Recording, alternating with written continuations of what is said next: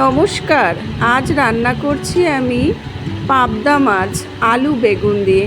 তার জন্য আমি পাবদা মাছ লবণ হলুদ দিয়ে মেখে নিয়েছি, কড়াইয়ে তেলও দিয়ে দিয়েছি। এবার একটা একটা করে মাছ আমি ভেজে নেব। পাবদা মাছ তো তাই ভীষণ ফোটে, তো আমি ভাজার সময় না একটু ঢেকে তারপর ভেজেছিলাম। ভাজা আমার মাছগুলো মোটামুটি হয়ে গেছে। মাছগুলো নামিয়ে নিয়ে আমি এবার তরকারিটা বসিয়ে দেব।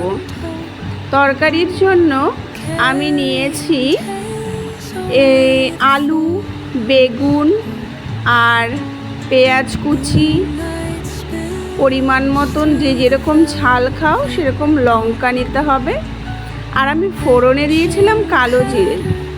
এবার দেখো আমি পেঁয়াজ লঙ্কা দেওয়ার পরে আলুটা দিয়ে একটু ভেজে নিচ্ছি আগে আলুটা। বেগুনটা কিন্তু আমি পরে দেব, কারণ কেন বলো তো, বেগুনটা নইলে না গলে যাবে। তো যাই হোক, আলু বেগুন দুটো মিক্স করে নিয়ে তারপর সেখানে পরিমাণ মতন যা যা গুঁড়ো মশলা লাগে আমি দিয়ে দিলাম। খুবই হালকা পাতলা এবং সহজ পাচ্য রান্না যেটাকে বলে, এই আলু বেগুন দিয়ে পাতলা করে পাবদা মাছের ঝোল। এবার আলুটা একটু যাতে সেদ্ধ হয় তার জন্য আমি ঢেকে দিয়েছিলাম। ঢাকনাটা তুলে দেখি মোটামুটি জল শুকিয়ে গিয়েছে। এবার আমি আরেকটু মশলা আর আলু বেগুনটাকে কষিয়ে নিয়ে তারপর আমি সেখানে দিয়ে দেব জল। জলটা যখন ফুটে আসবে, মোটামুটি আমি অনেকক্ষণই ফুটিয়েছি, কারণ মাছের ঝোল যদি তুমি ভালো করে না ফোটাও না, তাহলে একটু স্বাদটা পানসে মতন হয়, সেটা খেতে কিন্তু ভাত দিয়ে একদম ভালো লাগে না।